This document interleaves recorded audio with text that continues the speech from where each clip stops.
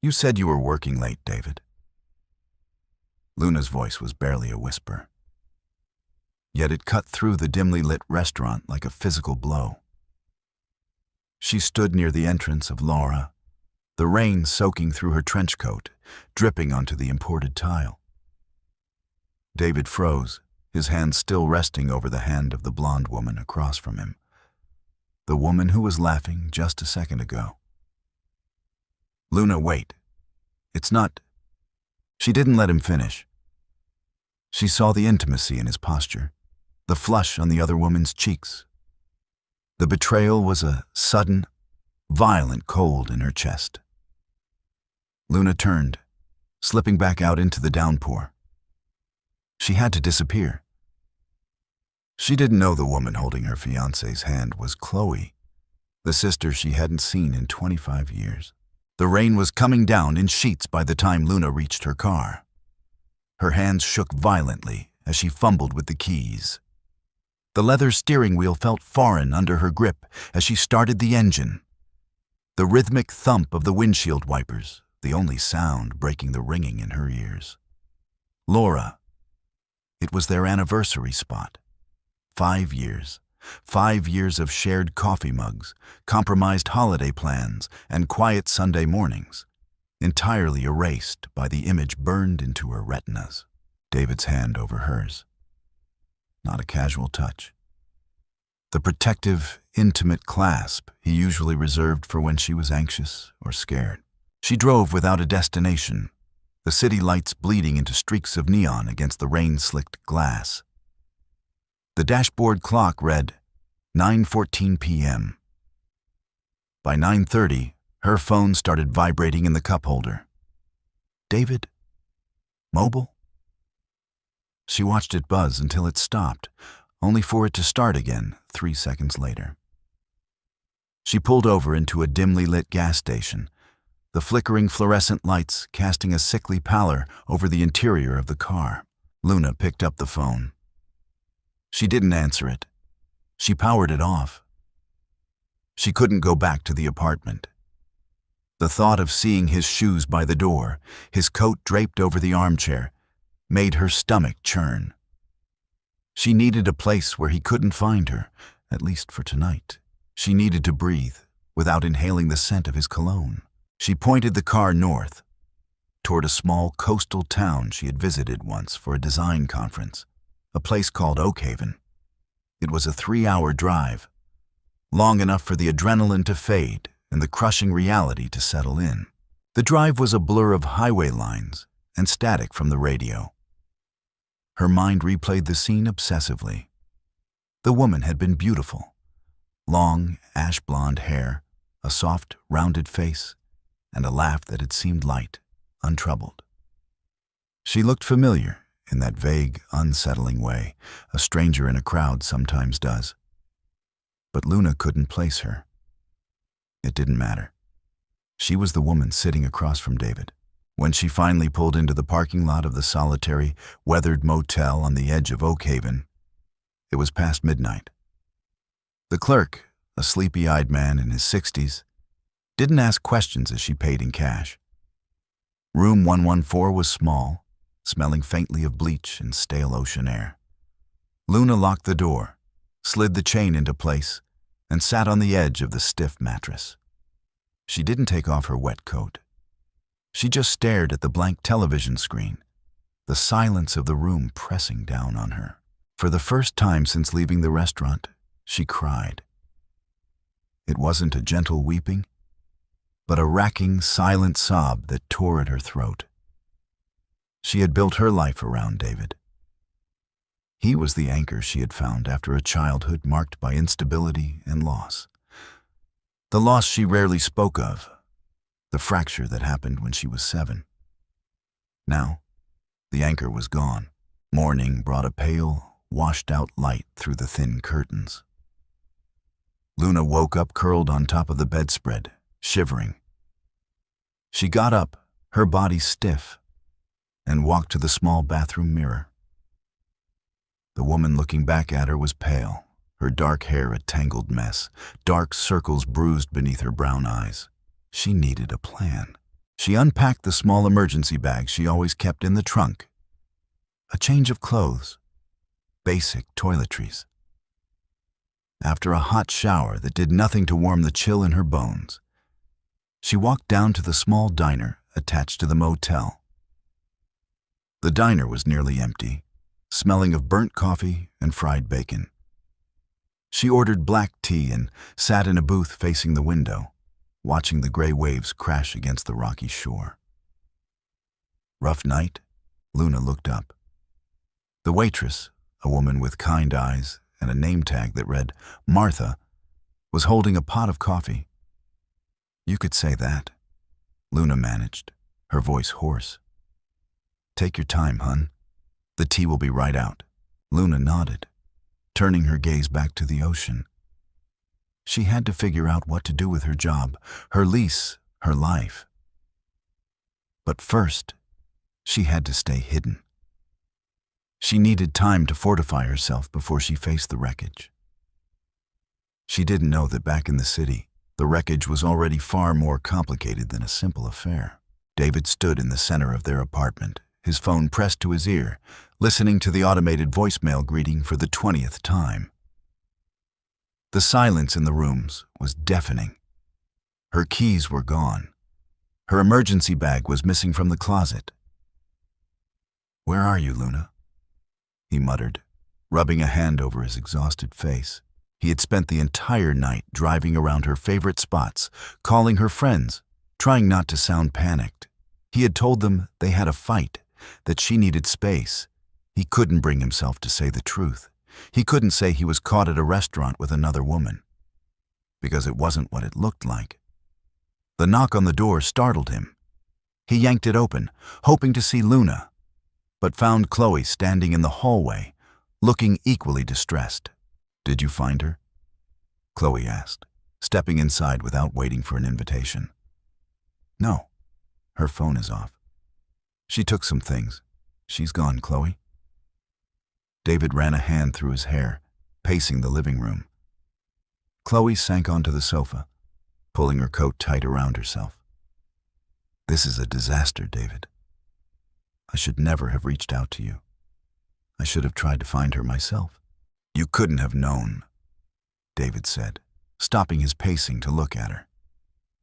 "You hired the investigator. You got the address. You just wanted to know if it was really her before you disrupted her life. And instead, I destroyed it," Chloe whispered, staring at her hands. The resemblance was there, David thought, if you knew to look for it. They didn't look like twins. Luna had inherited their father's dark hair and olive skin, while Chloe had their mother's fair complexion. But the shape of their eyes, the slight tilt of their chin, it was unmistakable now that he knew. 2 months ago, Chloe had contacted him through his professional email. She had found a birth certificate, adoption papers hidden in her late mother's attic. She had discovered she had an older sister, separated from her when they were very young. The investigator had traced Luna to David, assuming they were married based on public records.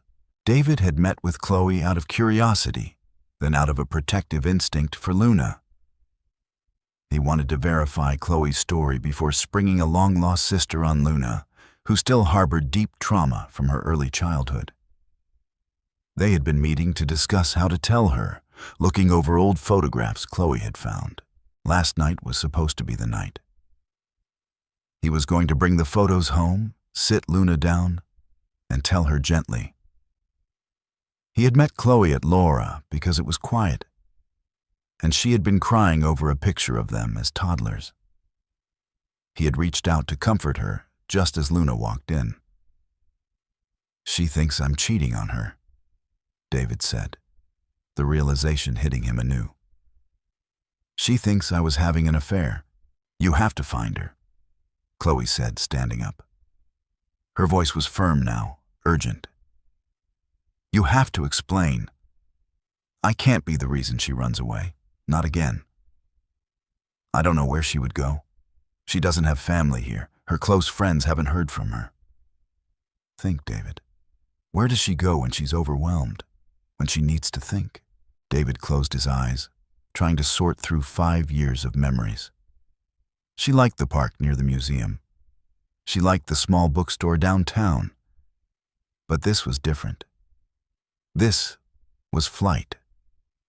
She mentioned the coast once, he said slowly, opening his eyes.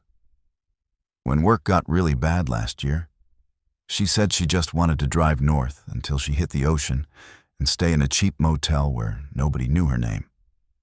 Oakhaven, maybe? Then we go to Oakhaven, Chloe said, grabbing her purse. We have to find her before she makes any permanent decisions based on a lie. David hesitated. If we show up together, it might make it worse. She won't listen. I'll wait in the car. You talk to her first. But we have to try, David. She's my sister. The word hung in the air, heavy with 25 years of absence. David grabbed his keys. He had to fix this. He had to bring Luna back and tell her the truth, hoping the truth wasn't more painful than the lies she currently believed. The coastal wind of Oakhaven was bitter, carrying the sharp metallic scent of salt and decaying kelp. Luna walked along the uneven shoreline, her boots crunching heavily against the gray pebbles. She was an architect by trade, a woman who spent her life designing structures meant to withstand stress, weather, and time. She understood foundations, load-bearing walls, and the precise mathematics required to keep a roof from caving in.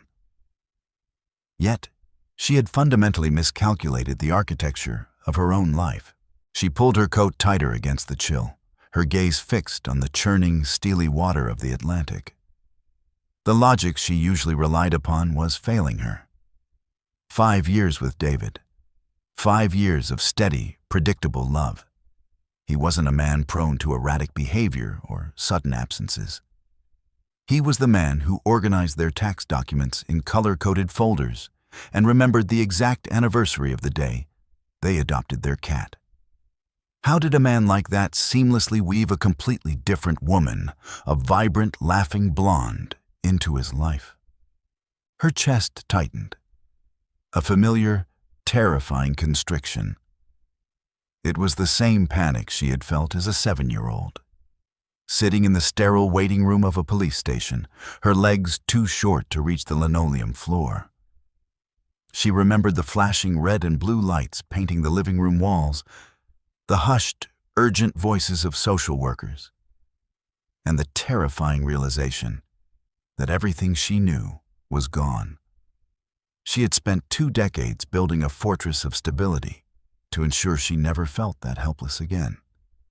David had been the keystone of that fortress. Now, the walls were crumbling. Seeking refuge from the biting wind, Luna turned away from the beach and headed toward Oakhaven's small commercial strip. The town was mostly shuttered for the off-season. A bait shop, a weathered post office, and a combination hardware and grocery store were the only signs of life. She stepped into the grocery store, the overhead bell chiming cheerfully, a jarring sound against the hollow ache in her stomach. She navigated the narrow aisles, her mind stubbornly trying to categorize her next steps. Survival required logistics. She picked up a cheap, prepaid mobile phone from a dusty cardboard display near the register, along with a bottle of water and a loaf of bread she knew she wouldn't eat.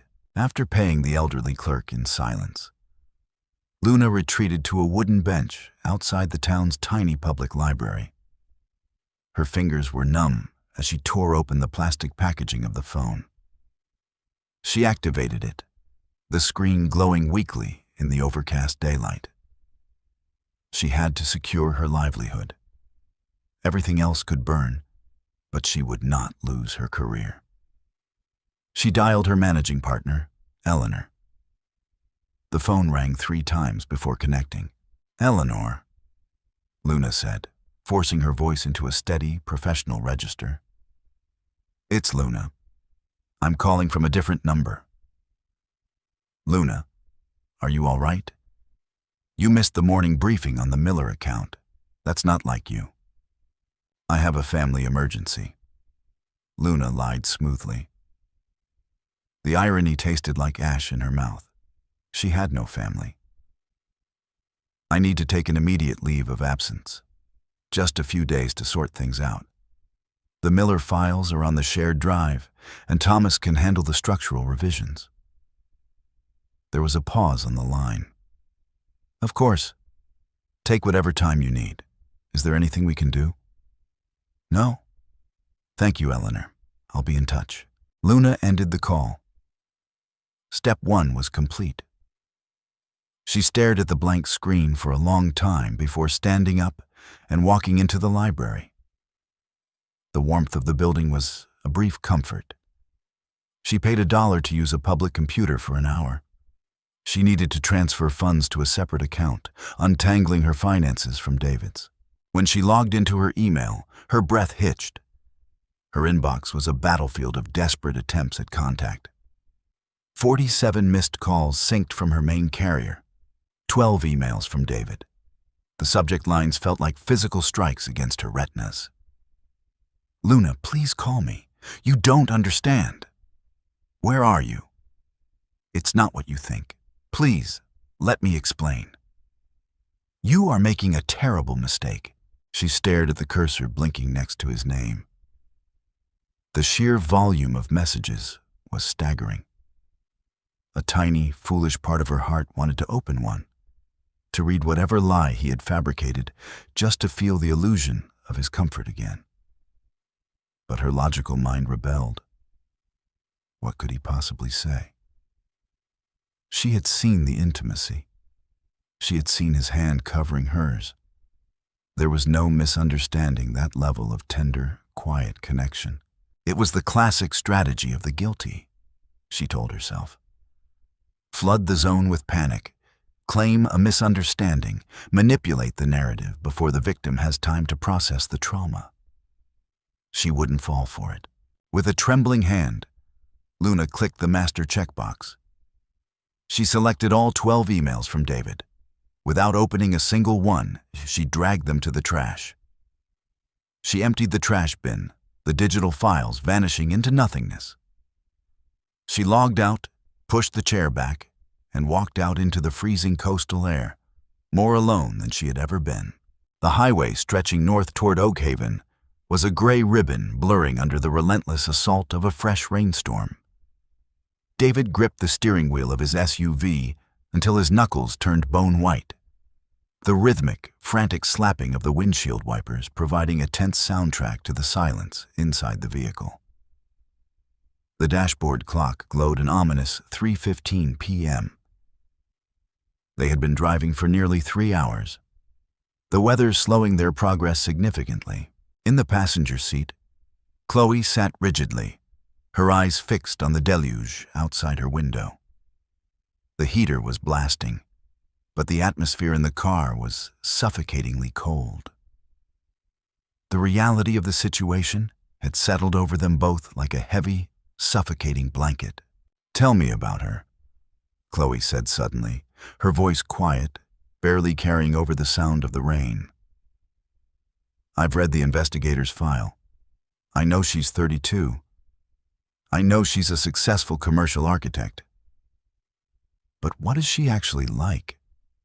David kept his eyes on the brake lights of the semi-truck ahead of them. She's brilliant, he started, his throat tight. She sees the world in grids and angles. She likes things to make sense. If something breaks, she fixes it or throws it away. She doesn't tolerate ambiguity. Which is why she ran, Chloe murmured, pulling her knees up to her chest. She has an incredibly high wall. David continued, the pain of Luna's absence twisting in his gut. It took me 2 years just to get her to talk about her childhood, and even then, she only gave me the bare minimum. She hates surprises. She hates feeling out of control. And last night? He swallowed hard. Last night was the ultimate loss of control. Chloe closed her eyes, resting her forehead against the cool glass of the window. I should have just sent a letter. I was so arrogant. I thought I could just walk into her life and offer her a sister. I didn't think about the shock. Why didn't you know about her? David asked, genuine curiosity cutting through his panic. The investigator said you two were separated when she was 7 and you were 2. My adoptive parents were incredibly wealthy and incredibly private. Chloe explained, her tone flattening out. They adopted me through a private agency after our mother, died. It was a closed adoption. They changed my name, moved across the country, and raised me as an only child. They gave me everything: money, education, love. But they completely erased where I came from. David glanced at her. The profile was so hauntingly similar to Luna's, yet the posture was different. Chloe carried the soft confidence of someone who had always been caught when she fell. Luna carried the rigid tension of someone who expected the ground to collapse at any moment. I didn't even know I was adopted until my parents passed away in a plane crash 3 years ago. Chloe continued, her voice trembling slightly. The estate lawyers found a safety deposit box. Inside was my original birth certificate. It listed my biological mother, and a note indicating she had an older daughter who had been placed in the foster system. Chloe looked over at David. Luna went into the system. I went to a mansion. The guilt of that, it's been eating me alive. It's not your fault, Chloe, David said softly. You were 2 years old. But it's my fault she's out there right now, thinking the man she loves betrayed her. Chloe countered fiercely. A green highway sign emerged from the mist. Oakhaven, 5 miles. David's heart rate spiked. We're close. There are only 3 motels in Oakhaven. It's a tiny coastal town. If she's here, we'll find her. And when we do? Chloe asked, dropping her feet back to the floorboards. If she sees me with you, she's going to assume the worst. She won't give you a chance to explain. I know, David said, taking the exit ramp a little too fast, the tires hydroplaning for a terrifying second before catching the asphalt. That's why you need to stay in the car. I'll go into the motels. I'll talk to the clerks. If I find her room, I have to go to her alone first. I have to get her to listen to me. What if she won't? I have to make her, David said, his jaw setting with grim determination. I can't lose her over a lie. I just can't. They drove into the town limits of Oakhaven. The quaint, summer tourist veneer was washed away by the storm, leaving behind a bleak, desolate stretch of gray buildings facing an angry ocean. David pulled into the parking lot of the first motel, a low-slung, faded blue building called The Breakers. Lock the doors, David instructed, putting the SUV in park. I'll be right back. He stepped out into the freezing rain, bracing himself against the wind. He walked into the small lobby, his clothes instantly soaked. He approached the counter, pulling up a photo of Luna on his phone, a picture from last summer, her dark eyes smiling, her guard temporarily lowered. Excuse me, David said to the clerk, his voice laced with a desperation he couldn't hide. I'm looking for my fiancée. Have you seen this woman? The clerk, a man with deep, weathered lines etched around his mouth and a name tag that read, Gary, squinted at the glowing screen of David's phone. The rain battered the thin glass of the motel lobby door, creating a deafening drumbeat that matched the frantic, heavy pounding in David's chest. The air inside the small office smelled of stale tobacco and damp wool, a claustrophobic contrast to the raging storm outside. Gary took his time. He slowly wiped down the laminate counter with a gray rag, his expression infuriatingly unreadable.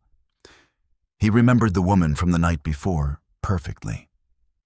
She had arrived well past midnight, drenched to the bone, trembling violently, and paying strictly in cash. She had looked exactly like a woman running from a ghost, Now, here was a frantic, soaked man with wild eyes, aggressively looking for her. "Can't say that I have," Gary finally drawled, his voice a low, gravelly rasp.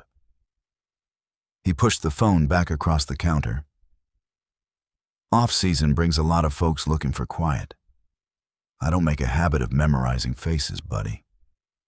"Please," David pleaded, his voice cracking with exhaustion and fear. He reached into his soaked wallet, pulled out a $50 bill, and slapped it onto the counter. When Gary didn't blink, David added another. "I'm not trying to hurt her. I love her. There's been a massive, terrible misunderstanding. If I don't speak to her right now, it's going to permanently ruin both of our lives. Just tell me if she's safe. Please." Gary looked at the wet currency, then slowly raised his gaze to meet David's desperate, bloodshot eyes. He saw no malice there, only a profound, vibrating terror. "She's safe," Gary said quietly, ignoring the cash entirely. "But if a woman comes to the edge of the world looking to disappear, I don't make a habit of holding the door open for the hound chasing her. Room 114. But listen to me carefully. You keep your distance if she tells you to back off, or I'm calling the county sheriff. Thank you. Thank you."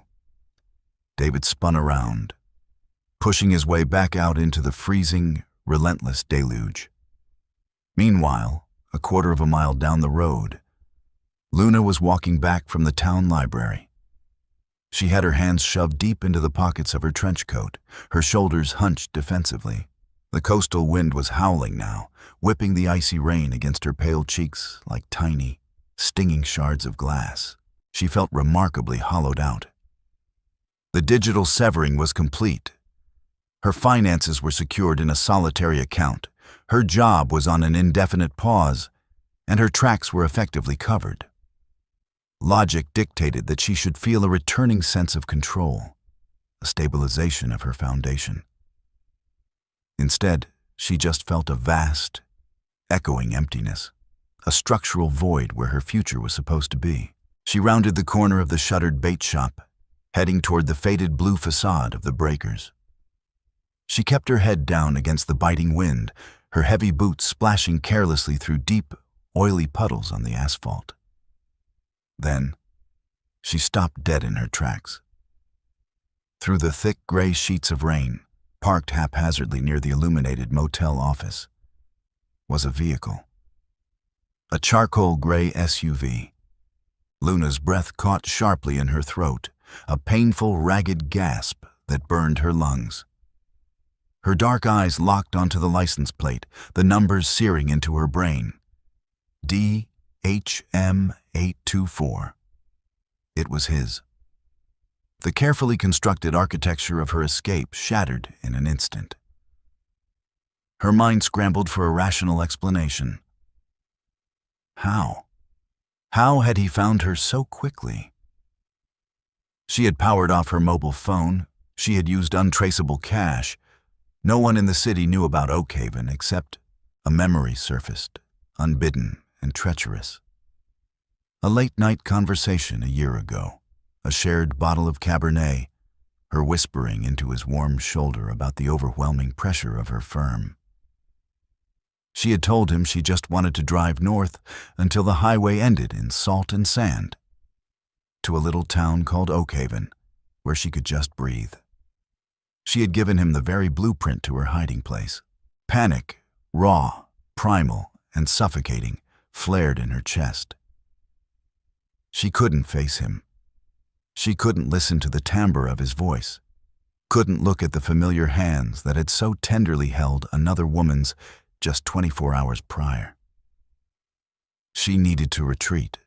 She needed to maintain the quarantine around her heart. Luna pivoted sharply on her heel, moving swiftly away from the motel's line of sight. She headed toward the jagged line of wet rocks that separated the small town from the churning, violent Atlantic. If she could just navigate the shoreline, wait him out, hide in the cold until he gave up and drove back to the city, Luna! The voice cut through the roaring sound of the crashing waves and the howling wind. It was a sound she had loved implicitly, a sound that had meant ultimate safety for 5 long years. Now, it sounded like a structural collapse. She didn't stop. She quickened her pace, her boots slipping dangerously on the wet, uneven asphalt as she reached the edge of the weathered boardwalk. Luna, stop, please. Footsteps slapped heavily against the pavement behind her, closing the distance with terrifying speed. He was running. Logic, cold and unforgiving, finally warred with her instinct for flight. Luna realized she couldn't outrun him in this weather, not in these heavy boots. And deeper than her fear was her pride. She refused to be hunted like a frightened animal. She was an architect. She designed structures meant to withstand hurricanes and seismic shifts. She would withstand this man. She stopped abruptly, her boots planting firmly on the slick wood of the boardwalk. She turned slowly around to face him, her features hardening into a mask of cold, impenetrable marble. David came to a skidding halt 10 feet away from her, his chest heaving violently, the rain plastering his dark hair flat against his forehead. He looked entirely wrecked. His eyes were red-rimmed and bloodshot, his expensive coat soaked through and heavy, his broad shoulders slumped with a complex mixture of immense relief and paralyzing fear. For a fraction of a second, the instinct to bridge the gap between them, to let him wrap his arms around her and block out the biting cold, was so overwhelmingly strong it made Luna physically dizzy. But then, the mental photograph of the blonde woman laughing in the restaurant flashed behind her eyes, hot and branding. "You have absolutely no right to be here, David," Luna said. Her voice was terrifyingly calm, carrying over the roar of the wind with precise, icy diction. "I left my keys on the counter. I took my things." The message was unambiguous. My departure was not a negotiation. "Luna, please, you have to let me explain," David begged, taking a hesitant, agonizingly slow step forward. He held his hands up, palms out, a universal gesture of surrender. "What you saw last night at the restaurant, it wasn't what you think it was. It wasn't an affair. I swear to you on my life." Luna let out a short, humorless laugh that sounded more like a cough scraping against her throat. "Do not insult my intelligence. I am not a naive girl you can easily manipulate with semantic games. I saw you. I saw the intimacy in your posture. You were holding her hand, David. You were looking at her the way you look at me. The mathematics of the situation are entirely straightforward." "It's not math, Luna, it's family," David yelled over a sudden, violent gust of wind off the ocean. Luna flinched physically, as if he had struck her across the face. "I have no family," she said, her voice dropping to a dangerous, lethal whisper. "You knew that. You knew my boundaries, you knew my history, and you breached them anyway." David started, pointing desperately back toward the motel parking lot. But before he could finish the sentence, the heavy thud of a car door slamming echoed sharply across the empty, rain-slicked pavement. Luna's sharp gaze flicked past David's shoulder. Stepping out of the passenger side of the charcoal SUV was a figure. The woman wore a heavy wool coat, but her long ash-blonde hair whipped wildly around her face in the storm. She was walking steadily toward them, her head bowed slightly against the rain. The breath left Luna's lungs in a violent rush. The sheer, unadulterated cruelty of the moment completely defied logic. He hadn't just come to feed her lies and manipulate her back into compliance. He had brought her. He had brought the very woman he replaced her with to the edge of the earth to humiliate her. "You brought her here?" Luna's voice broke. the cold marble of her facade cracking violently to reveal the terrified, bleeding 7-year-old girl hiding beneath. How could you? How could you be so fundamentally cruel? Luna, wait, just look at her. David spun around, seeing Chloe approaching the boardwalk, and let out a loud groan of panicked frustration. Chloe, I told you to stay in the damn car. Chloe ignored him entirely. She walked steadily through the freezing rain, her eyes locked onto Luna with an intensity that was unnerving. As she drew closer, Luna stepped backward, her hands curling tightly into fists inside her pockets, ready to defend herself against whatever bizarre psychological attack this was. Stay away from me, Luna warned, her body coiled with tension. Chloe stopped a few feet away, standing shoulder to shoulder with David. Up close, the blonde woman was shivering violently in the cold, but her eyes, wide, wet, and a striking, deep brown, were remarkably, hauntingly familiar.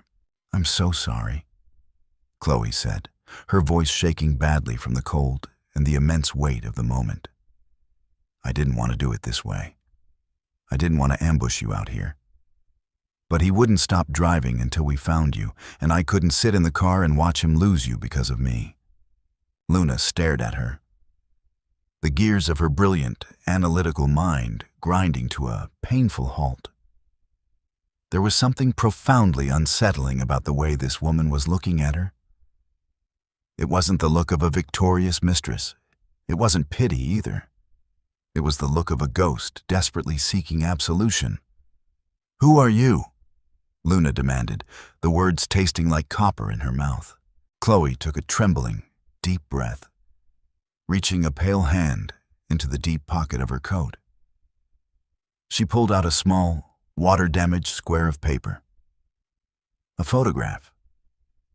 With a shaking hand, she held it out toward Luna. Luna didn't move to take it. She just looked down at it through the rain. It was a faded, vintage Polaroid.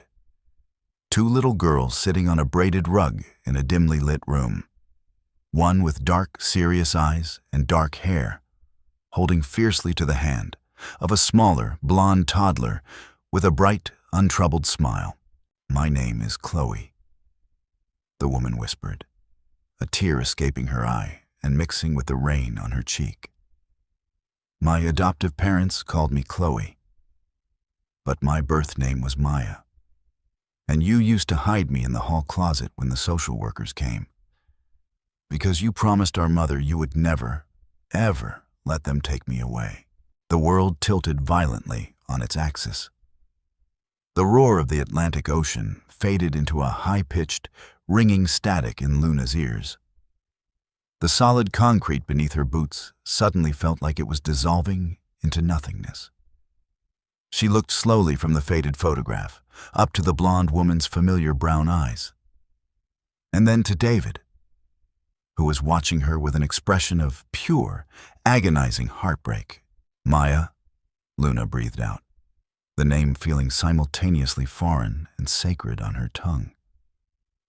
And in that single second, the impenetrable fortress she had spent 25 years building didn't just crumble. It vaporized completely. The rain continued to fall in relentless, icy sheets. But for Luna, the world had gone entirely still. She stared down at the small, square Polaroid in Chloe's trembling hand. The colors were faded, the edges worn white by time, but the image was undeniably real. The dark-haired girl in the photo was her. The blonde toddler was Maya. It was a tangible, undeniable artifact from a past she had sealed behind impenetrable steel doors 25 years ago. Luna's breath hitched, a shallow, fractured sound. Her logical mind, the meticulously organized engine that drove her life, was frantically trying to process a systemic failure of this magnitude. Records were sealed. The state had relocated her. The social workers said she was gone forever. It defied every parameter she understood about her own history. The rain is ruining it. Luna whispered, her voice sounding detached, as if it belonged to someone else entirely. Chloe looked down, realizing the icy precipitation was indeed spotting the vintage paper. She quickly withdrew her hand, sheltering the photograph against her chest inside the heavy wool of her coat. "I'm sorry. I needed you to see it." Luna swayed slightly, the adrenaline that had fueled her flight and her subsequent fury rapidly draining from her veins. Her heavy boots suddenly felt like they were cast in concrete. The boardwalk beneath her seemed to tilt. "Luna." David's voice was a soft, urgent rumble. He closed the remaining distance between them, stripping off his heavy, soaked overcoat in one fluid motion. He wrapped it securely around Luna's shivering shoulders. The fabric smelled faintly of his cedarwood cologne and the cold ocean air. For the first time in 24 hours, Luna didn't pull away. The familiar scent short-circuited her defenses. When his hands lingered on her shoulders, offering a steadying weight, a violent shudder ripped through her frame. "We need to get out of this weather," David said, his eyes scanning her pale face with deep, terrifying concern. "You're both freezing. Where's your room?" 114, Luna mumbled, her teeth beginning to chatter uncontrollably. "Okay, let's go inside. Please, Luna. Just let us get out of the cold, and then we will answer every single question you have. I promise you." Luna looked from David's pleading, bloodshot eyes to the woman, her sister, standing a few feet away, looking small and intensely vulnerable against the backdrop of the churning Atlantic. Logic dictated she maintain control, that she establish boundaries. But the fundamental truth was that she was exhausted, freezing, and her foundation had just been irreparably fractured. She turned without a word and began the slow, heavy trek back toward the faded blue facade of the breakers. David walked close behind her, a silent, protective shadow, while Chloe followed at a cautious distance. The journey back to the motel room felt agonizingly long. Every step splashed through oily puddles, the wind howling around the corners of the shuttered buildings. When they finally reached the covered walkway outside room 114, Luna fumbled in her pocket for the keycard. Her fingers were so numb she dropped it twice before David gently intervened, picking it up and swiping it against the electronic lock. The heavy door clicked open. Luna pushed inside, stepping into the dim, stale-smelling room. The archaic wall heater was rattling loudly beneath the window, fighting a losing battle against the coastal chill.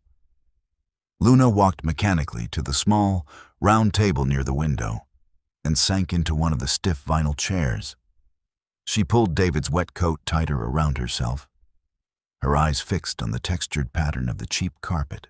David entered next, gently guiding Chloe inside and pulling the door shut behind them, cutting off the roaring sound of the storm. The sudden quiet in the room was deafening, thick with an unbearable, suffocating tension. "I'm going to turn the heat up," David said quietly, moving toward the rattling unit. Chloe stood awkwardly near the door, water pooling around her leather boots. She looked around the grim, depressing motel room, her expression tightening with profound guilt.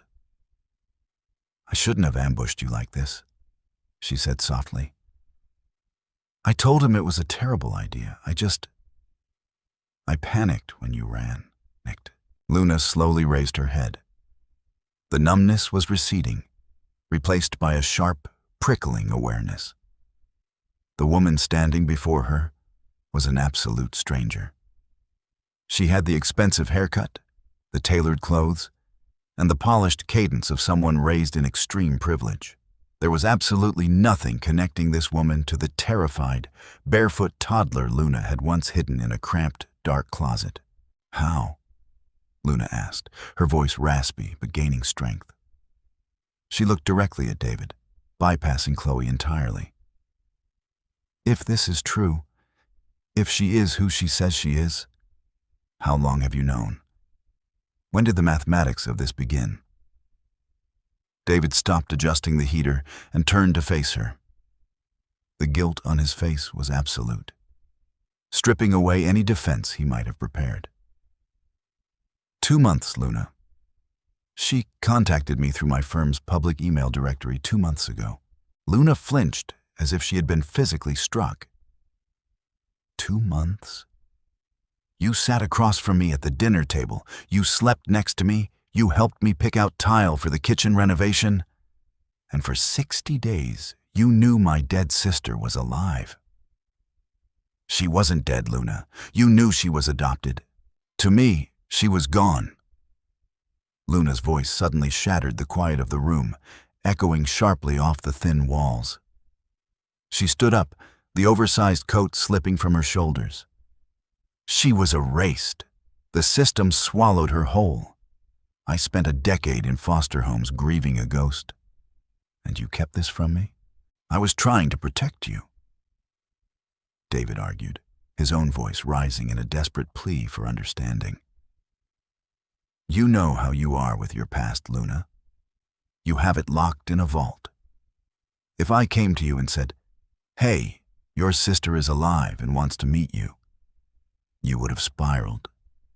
You would have assumed it was a scam or a trick or someone trying to hurt you.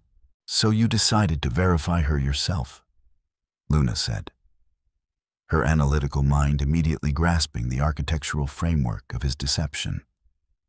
You played the investigator.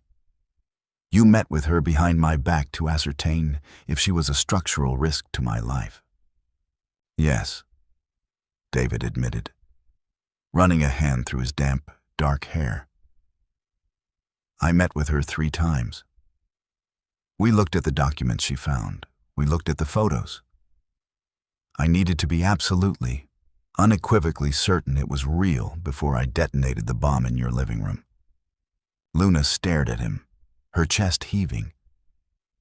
The logic was sound. It was exactly what she would have done for him. It was a calculated, protective measure designed to mitigate risk. But the emotional execution felt like a massive betrayal of trust. And last night? Luna asked, her voice dropping to a dangerous whisper. At our anniversary restaurant, I brought the photos, David said, his voice breaking. I was going to bring them home. We were going to sit on the couch and I was going to tell you everything. But Chloe was looking at that Polaroid and she started crying. She was terrified you would reject her. I reached out to hold her hand to calm her down. That was the exact second you walked through the door. Luna closed her eyes, pressing her fingertips hard against her temples. The puzzle pieces locked together with a sickening, perfect precision. There was no affair. There was no blonde mistress. There was only David, trying to build a safe bridge over a chasm of trauma, and spectacularly miscalculating the load-bearing weight of his own secrets.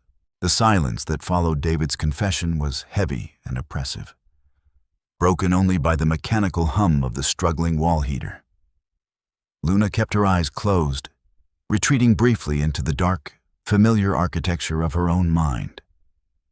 She needed to compartmentalize the data.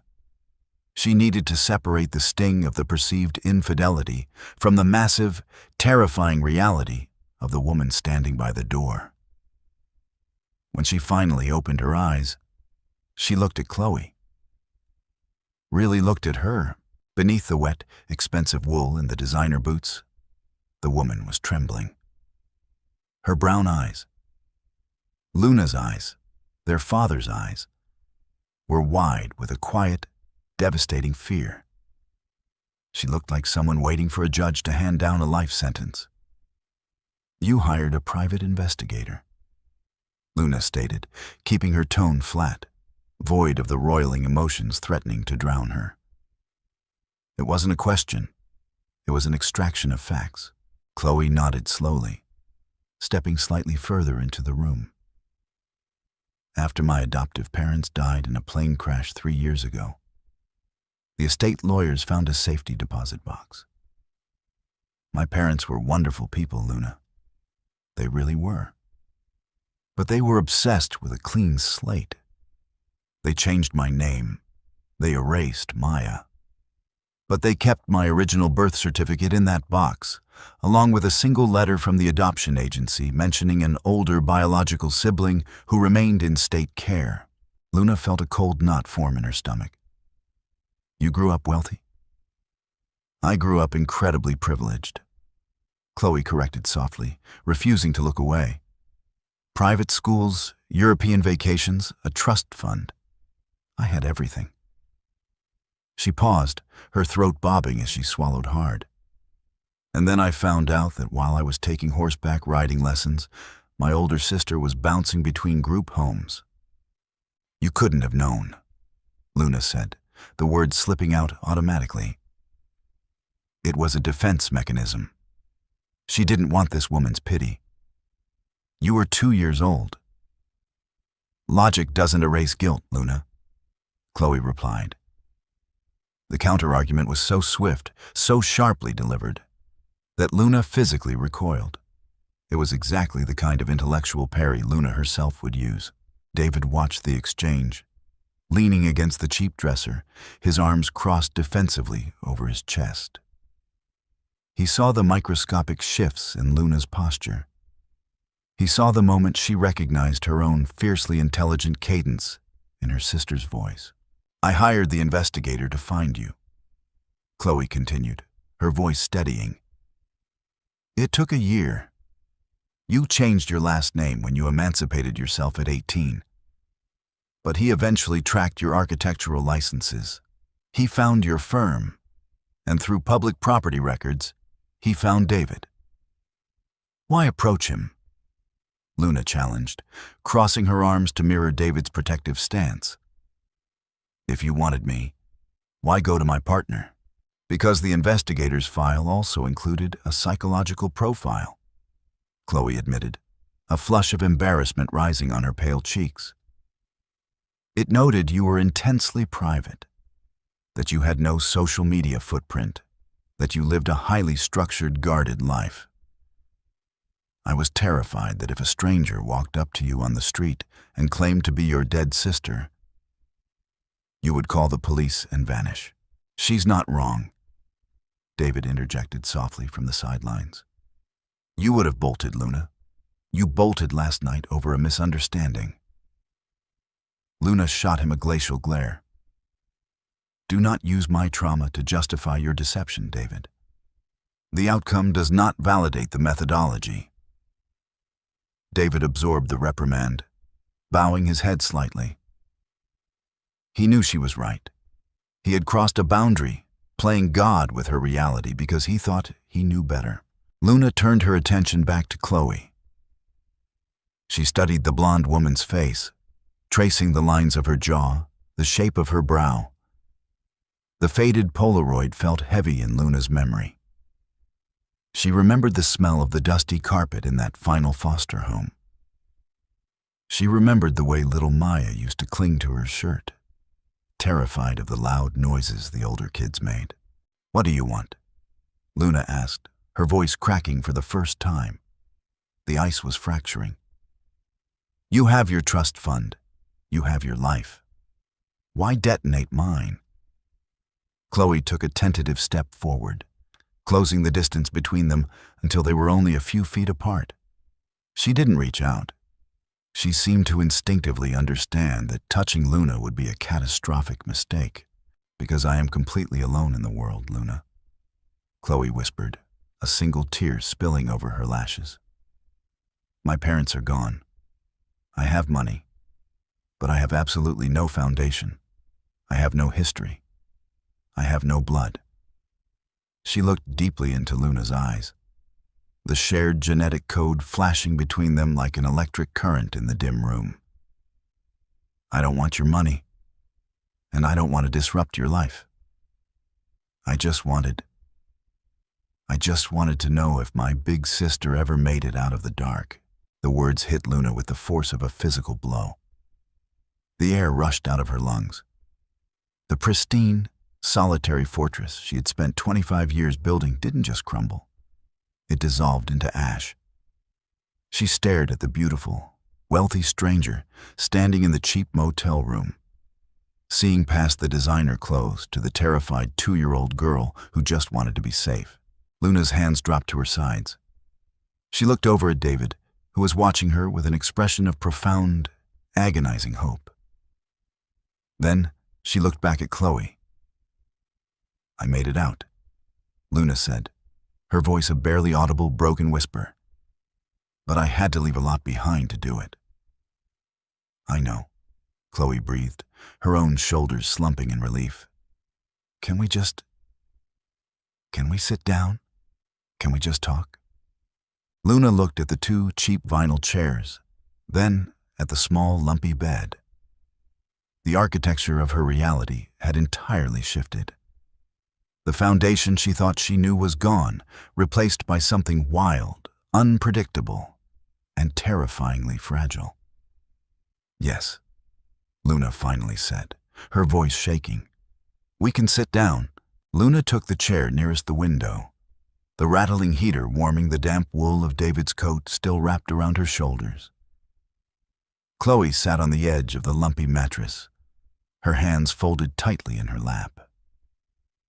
David remained standing by the door, acting as a silent, steadfast sentinel. He knew this space belonged to the 2 women. His role now was merely to hold the walls steady while they dismantled 25 years of absolute punishing silence. The storm outside raged on, hammering the faded blue facade of the breakers.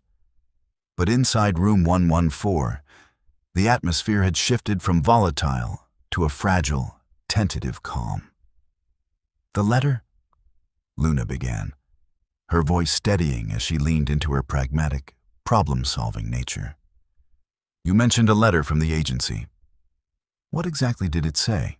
Chloe unzipped a small, waterproof compartment inside her soaked designer purse and withdrew a folded, yellowed piece of paper, enclosed in a protective plastic sleeve. She didn't hand it over immediately, instinctively sensing that Luna needed physical boundaries, but placed it gently on the small, round laminate table between them. "It was written by a caseworker named Mrs. Higgins," Chloe explained softly. "It was addressed to my adoptive parents. It stated that Maya's biological mother had passed, and that an older sibling, age 7, had explicitly requested they not be separated.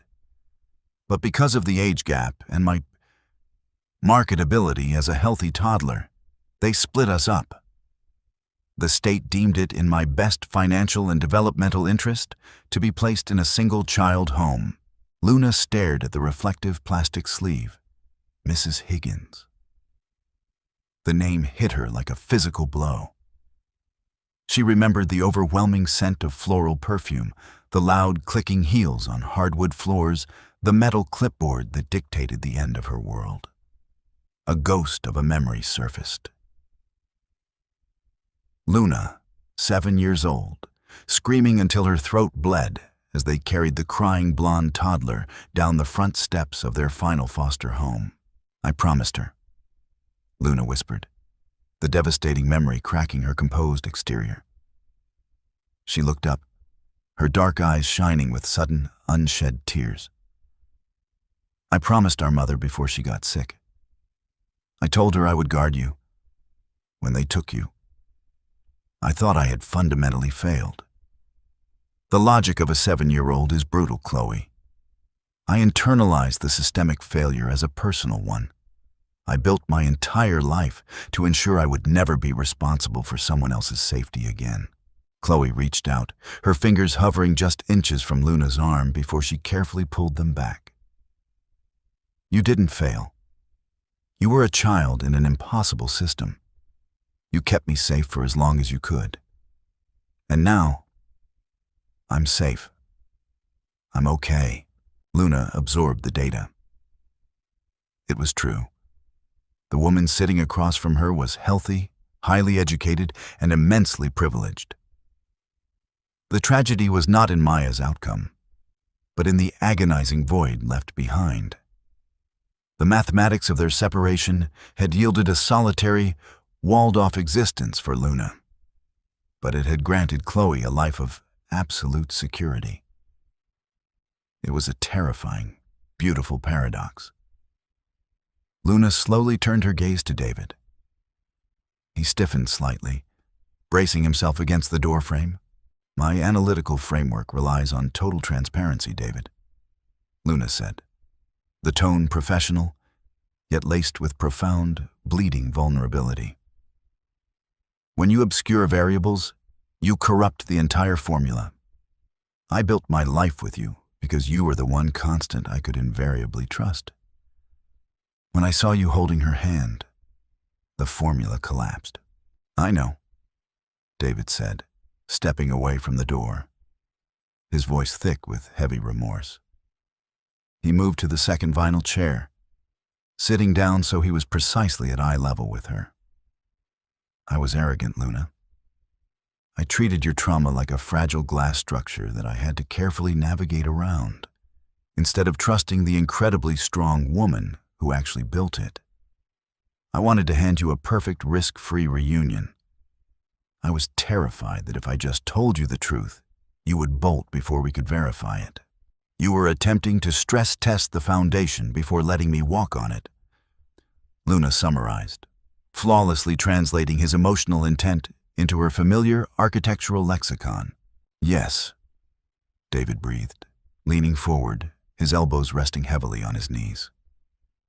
"But it wasn't my bridge to test. I overstepped. I lied by omission. And watching you run from that restaurant in the rain was the most terrifying moment of my life. I will spend the rest of our lives apologizing for the methodology, Luna. But I will never apologize for trying to give you your sister back." Luna studied his face in the dim light. The red-rimmed eyes, the soaked clothes clinging to his frame, the absolute, unshielded adoration radiating from his exhausted posture. The logic was undeniable. He had not betrayed her heart.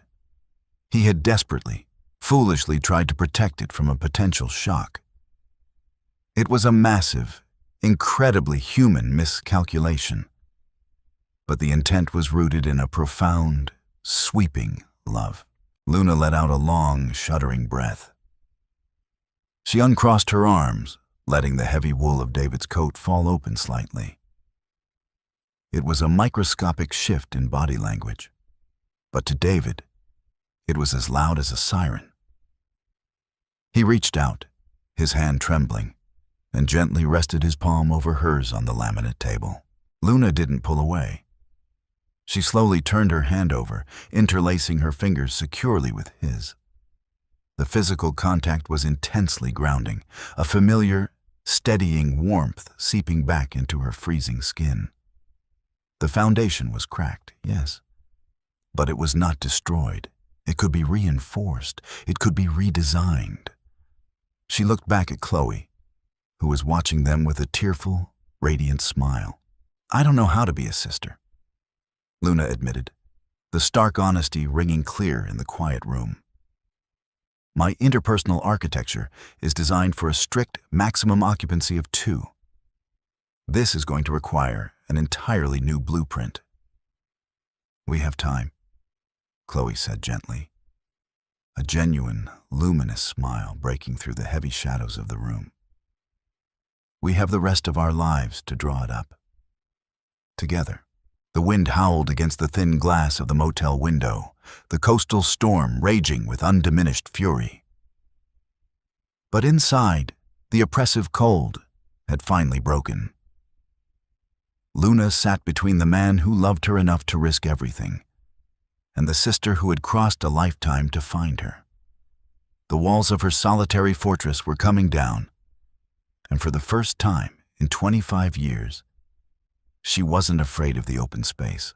By the time the morning sun finally broke through the heavy coastal clouds, the storm had entirely passed. Luna, David, and Chloe stood outside room 114, watching the golden light reflect off the calm Atlantic. The drive back to the city would be long, filled with complicated conversations and the slow, careful rebuilding of trust.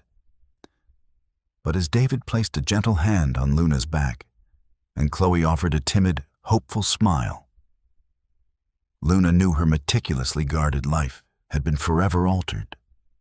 Not broken, but beautifully expanded. Thank you for experiencing this emotional journey of lost family, miscalculations, and rebuilt foundations. If you enjoyed this cinematic drama, please consider taking a moment to like this story, share it with your friends, and subscribe for more original, heart-wrenching fiction.